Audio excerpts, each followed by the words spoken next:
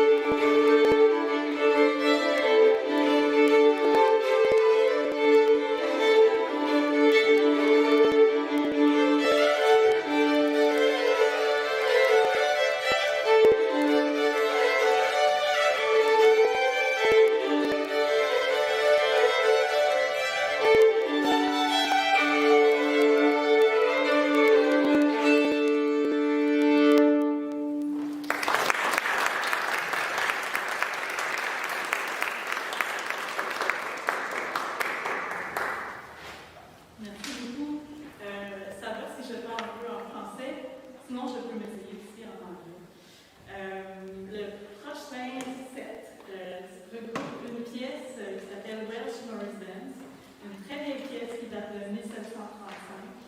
Et puis, cette pièce-là m'a inspirée de jumeler ça avec une de mes compositions qui s'appelle « Le reel qui penche du bon bord ».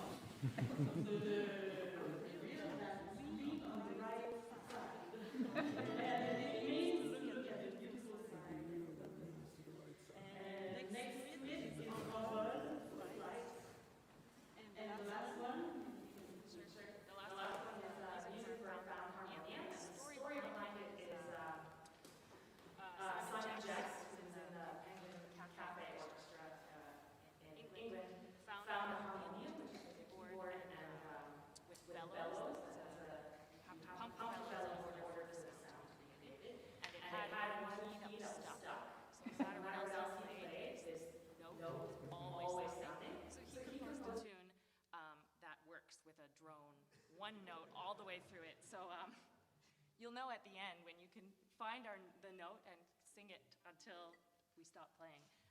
That's the idea behind the last tune in the set.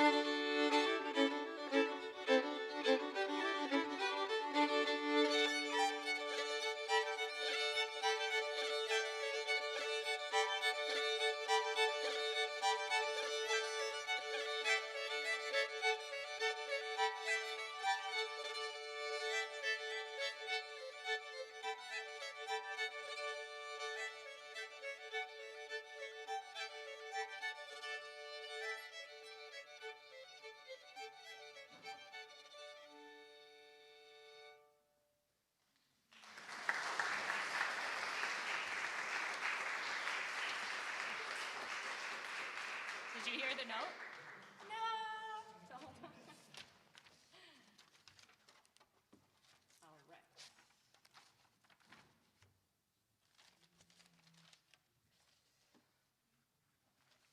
Right, we're going to play a Scottish strathspey for you, followed by another tune from Prince Edward Island.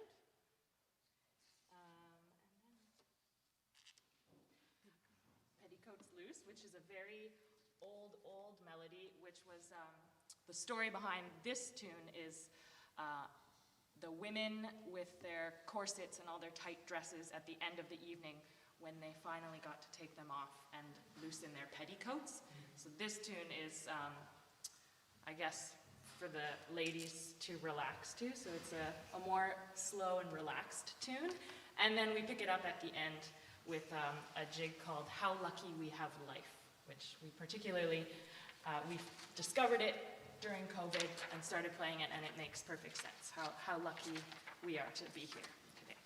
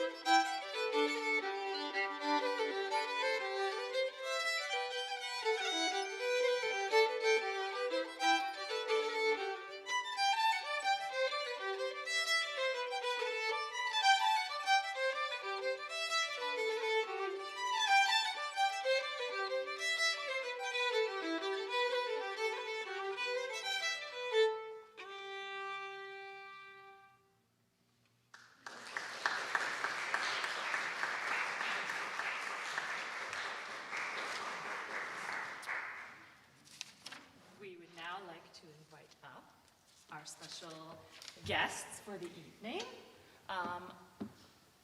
Kathleen, do you want to introduce or say anything? Where's Kathleen?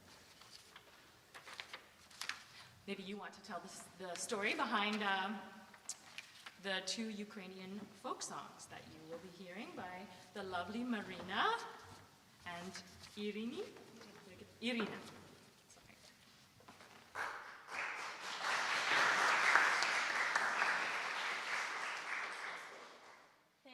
Thank you for inviting us. It's a huge pleasure to be here. My name is Marina Krejcarova, and together with my friend Irina, we've got the invitation after organizing Ukrainian concert last month by Miss Kathleen.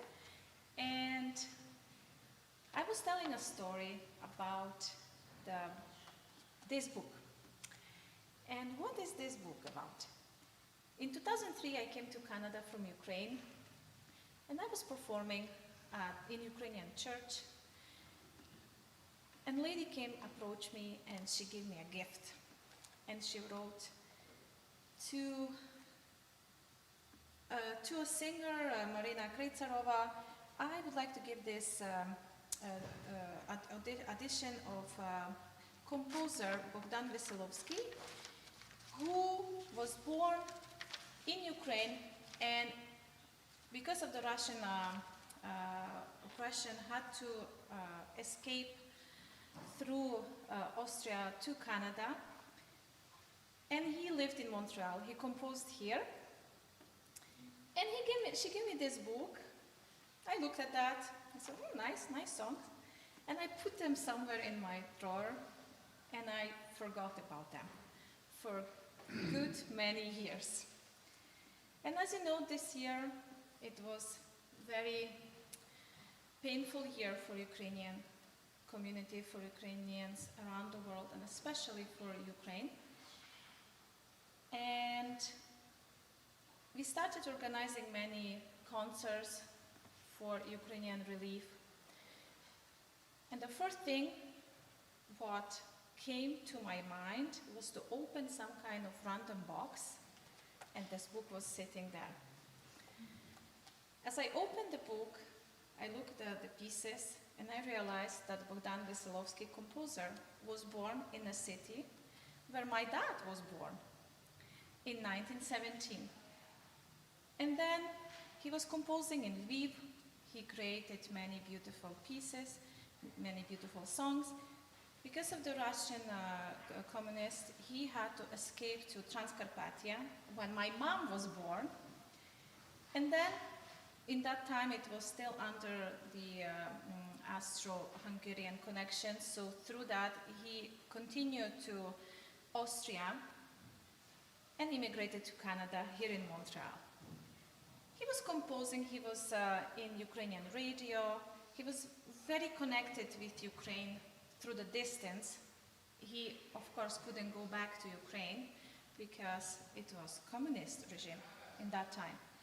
And he passed away in 1971 when rock and roll was, and Elvis Presley in their peak, but he kept composing in the nice old tango Lviv style.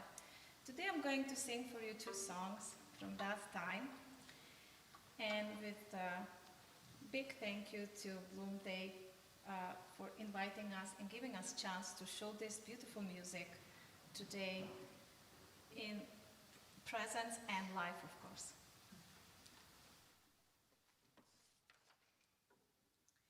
Намалюй мені ніч, draw me beautiful sky.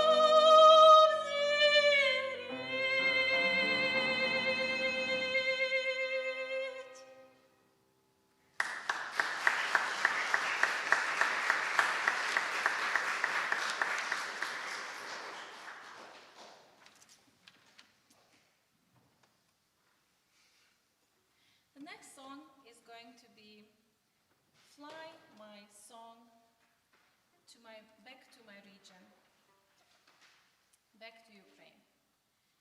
And this song was written here in Montreal.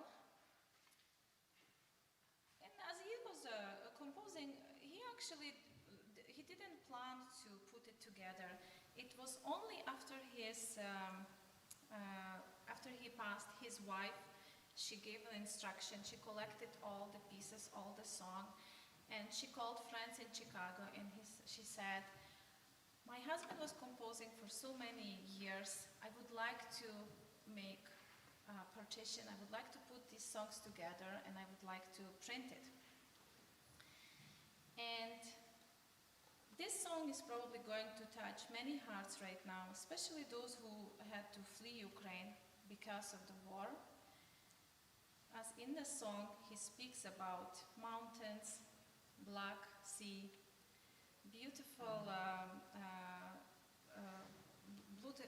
valleys in the city Lviv and Kiev. We can just hope for peace.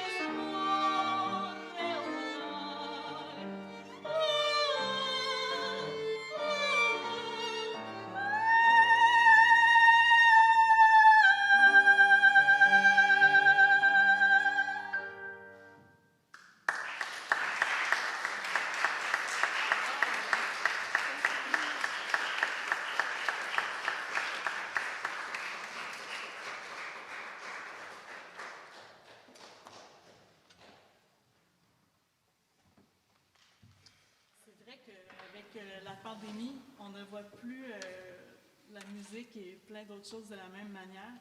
J'ai composé la prochaine pièce qui s'appelle Perséide il y a quand même plusieurs années, mais je trouve qu'elle est d'à propos parce que c'est un regard vers le ciel, un regard en fait vers l'immensité, puis une sensation qu'on est petit vis-à-vis l'immensité, mais qu'on fait tout ce qu'on peut pour briller l'espace d'un instant.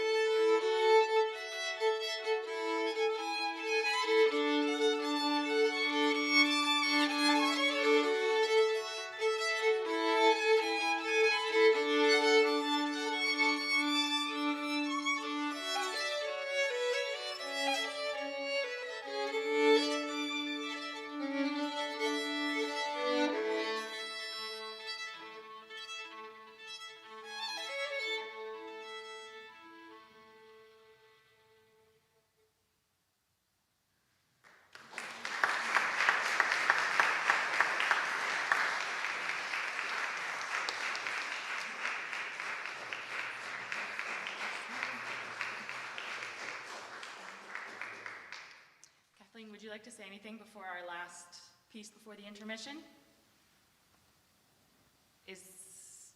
The intermission is after the next set. Do you want to announce anything, or there will be refreshments, I believe? Yeah, sure. I was kind of waiting just before the intermission. Oh, well, we have one more and then intermission. No, that's fine. You're in charge, Kate. Thank you very much. Yes, we are going to have an intermission after the next set, and we have refreshments. We got juice boxes, so you can feel you're in grade 5. And we're charging $1 a box, and the money is going to Ukraine. We also have a bag with some Ukrainian decorations on it, which I hope you will generously give, since Marina is here as a representative of the people of Ukraine, to, give generously. I can't help but feel a visceral connection, given that my ancestors arrived from Ireland in, what was it, 180 years ago, and probably flopped face down on the docks of Montreal before they eventually made it to Ontario, fleeing everything and leaving everything behind. So when I heard Marina sing these 2 folk songs at a fundraiser 3 or 4 weeks ago, I thought, oh, we've got to bring her in somehow to Bloomsday. And my God, wasn't that fantastic?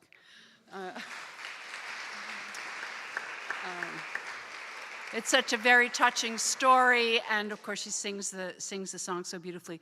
So please, we'll take a 20-minute intermission, and you can look around and talk to Marina, talk to the musicians, and give generously. Thank you very much.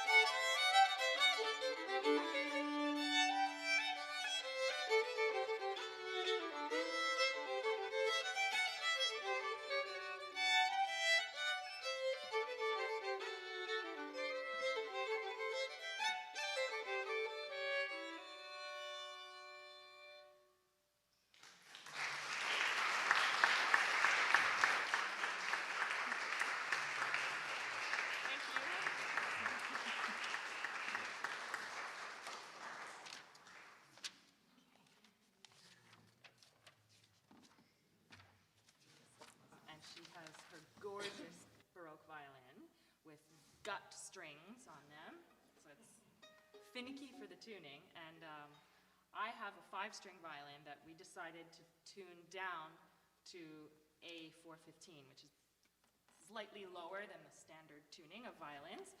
And we think that the blend of these two instruments in the Baroque tuning sounds good. We hope you do too. So these are some New Brunswick Acadian tunes.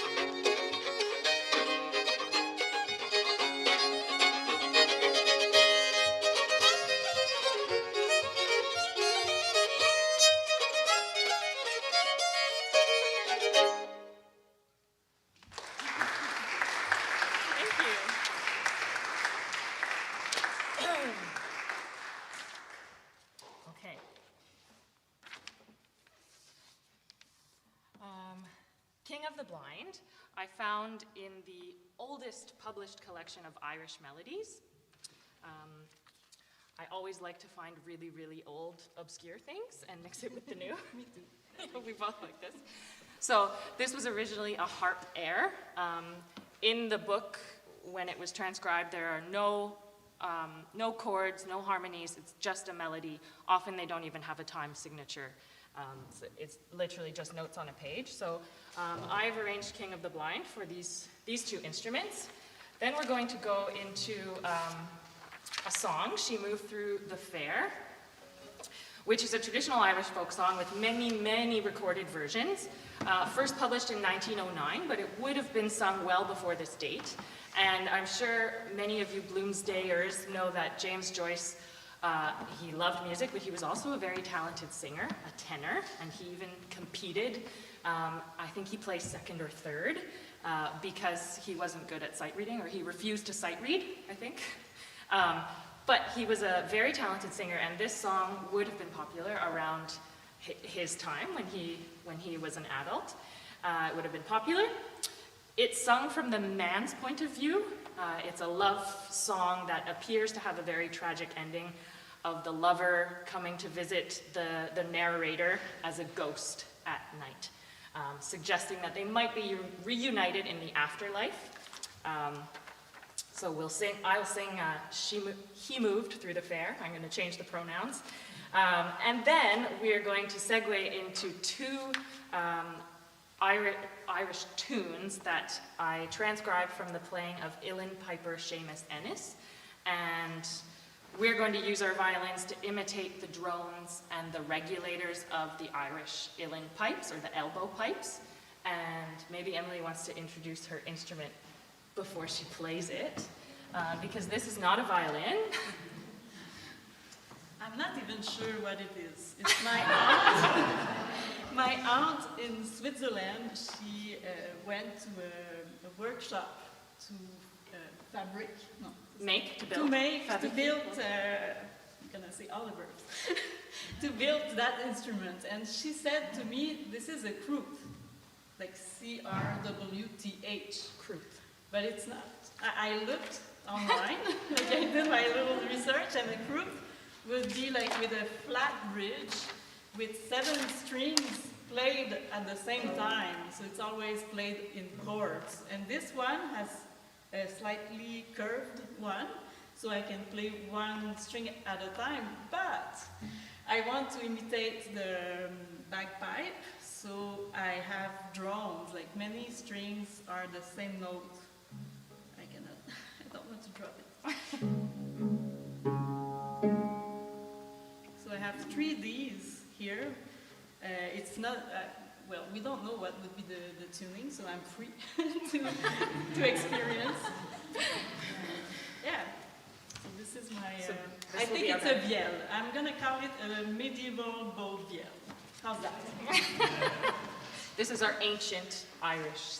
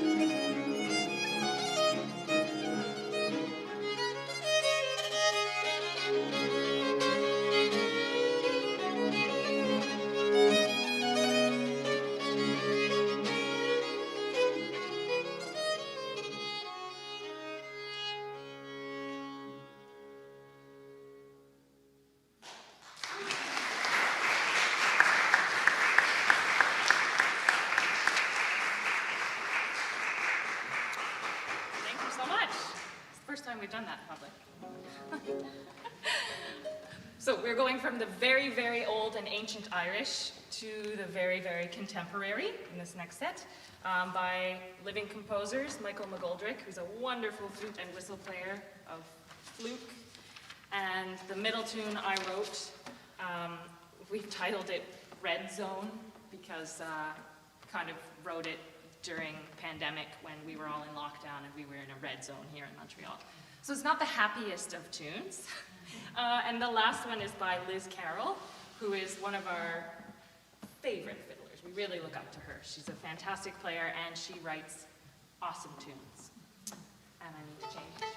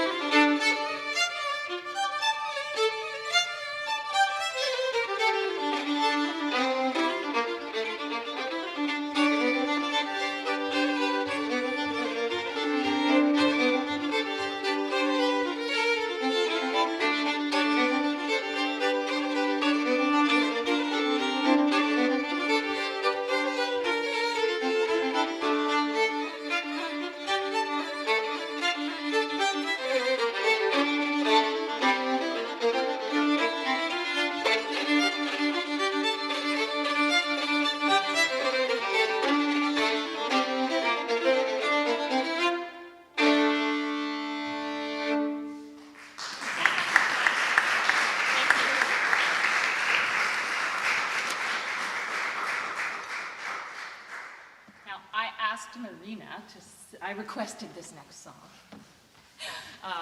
to add something Irish to the program. My love is an arbutus. Is that how we decided it was said? Yeah. And the lyrics compare the narrator's lover to an arbutus, which is a Mediterranean flowering plant with edible red berries. And in ideal conditions, they can grow up to 100 feet tall. And it's a really gorgeous melody, and yeah, lots of word painting through the lyrics, and in the perfect operatic style for Marina to join us.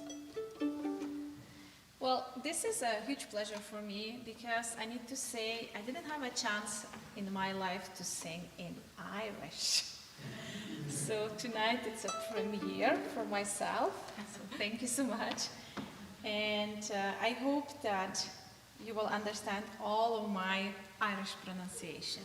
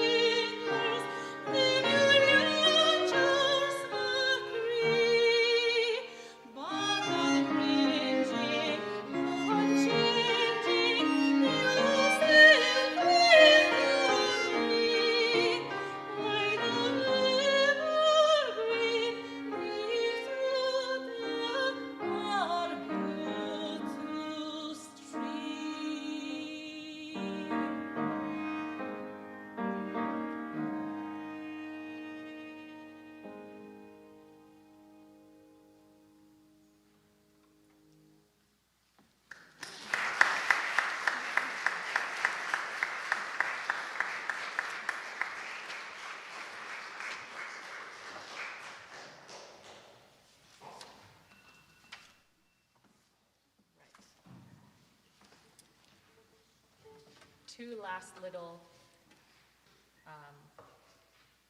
tunes on our last instruments, and continuing the theme of plants.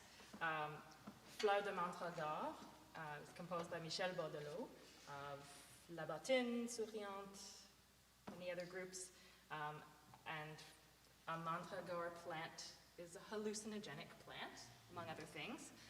And Émilie took on the challenge to arrange this. You want to say anything? Sometimes it was boring in the pandemic. Do you agree? Not that I tried, no, I'm not saying this. But in my imagination, I tried to explore many different colors and I hope you can like have a trip.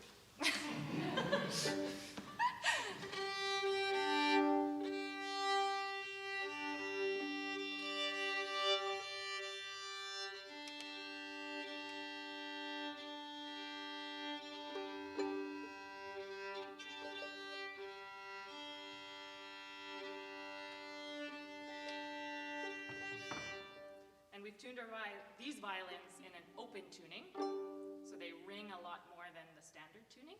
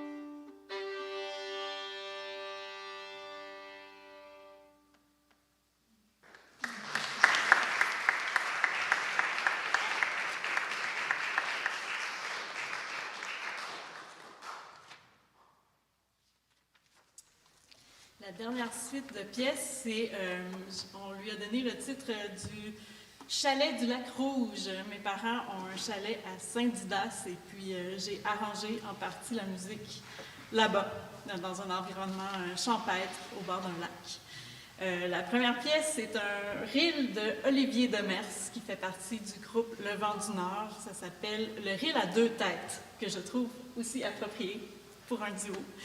Et puis ensuite, on va encore dans une pièce de Liz Carroll, Pat and Arls, qui sont en fait les deux noms de ses enfants. Une jig qui remonte le moral, selon moi, elle est vraiment très positive. Et puis le dernier reel, le reel du forgeron, qui est un reel de Homère Dumas, mais qui a été très popularisé par Jean Carignan. Jean Carignan qui a fait de la musique irlandaise, québécoise, tout un mélange, un peu à notre image. On l'admire beaucoup. Alors, voilà.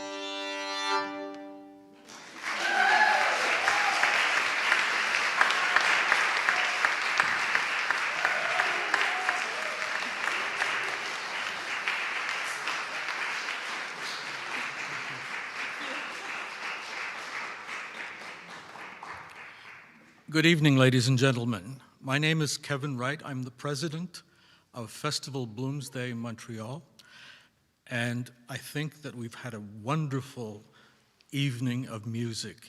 Thank you, ladies. Thank you very much.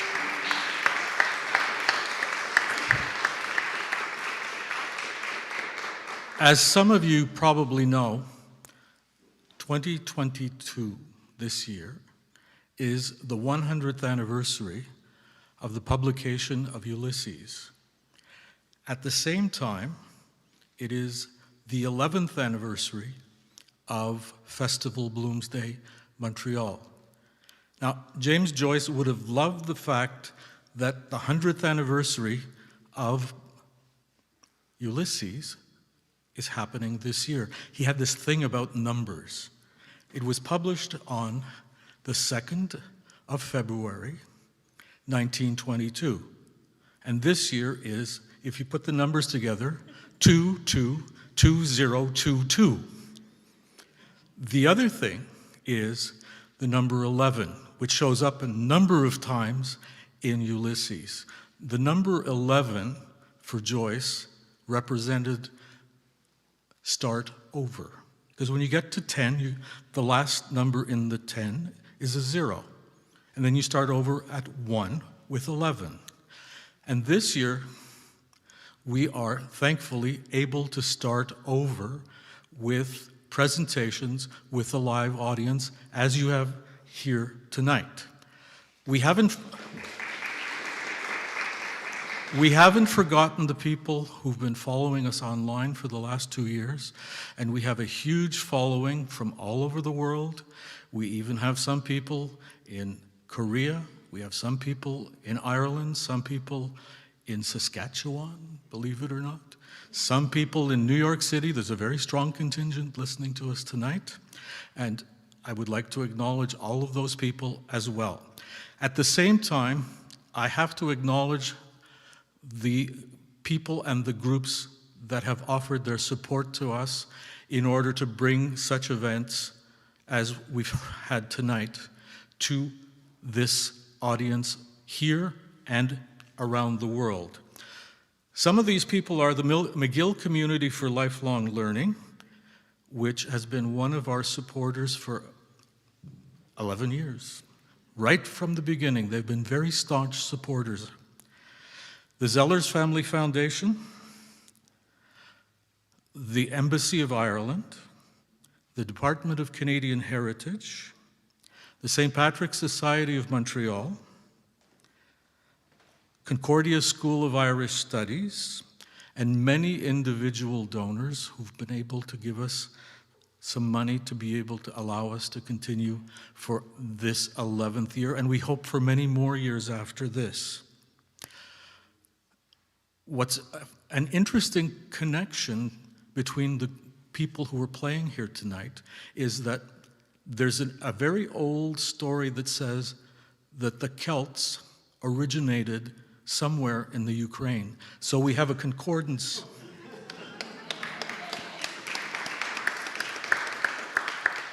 Of the two cultures. And I think James Joyce would have been very happy and very proud. As a matter of fact, the song that Marina sang, My Love is in Arbutus, is probably one of the kinds of songs that Molly Bloom would have sung. She was an operatic singer, the wife of Leopold Bloom, and in the story, she's getting ready for a tour. She's going up to Belfast to sing with her manager, Blazes Boylan. Now, if you want to know more about the story, tomorrow at the Westmount Public Library, starting at 11 o'clock in the morning, there will be dramatic readings staged by local actors who will be reading dramatically from several scenes. We'll start at 11 and we'll probably end up somewhere around 4 o'clock. One of the tour de force representations will be done by our artistic director, Kathleen Fee, who's been incarnating, I guess is the best word for it, the voice of Molly Bloom. She'll be reading excerpts from Molly Bloom's soliloquy, which in the book is about, 45 pages? Read out loud, it takes almost 5 hours. She will not be doing the whole thing. However, if you want to hear what Molly has to say at the end of all of the wanderings, please join us tomorrow at the Westmount Public Library, just across the street from here. So, as I said, there are many groups that have supported us. But as you probably can guess, no matter how much we can get from organizations and from governmental agencies, putting on events all this week is a very expensive proposition. So if you are able to support us with some kind of a monetary donation, no matter how small, we would appreciate it. If you want to, go to our website, www.bloomsdaymontreal.com, and you can find the button which you could press, and it will produce a receipt for you, and we would really appreciate it so that we can continue to do these things for you. Thank you very much, and we'll see you tomorrow and hopefully next year. Thank you again.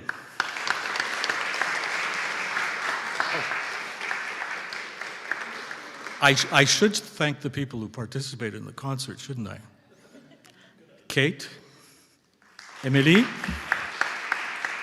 Marina, Irina, and we should also give a hand to our two producers, directors, whatever, the technical people upstairs, without whom we would not be able to go on the internet. And also to our wonderful artistic director who managed to pull this whole thing off, Kathleen Fee. Thank you again. Bye-bye.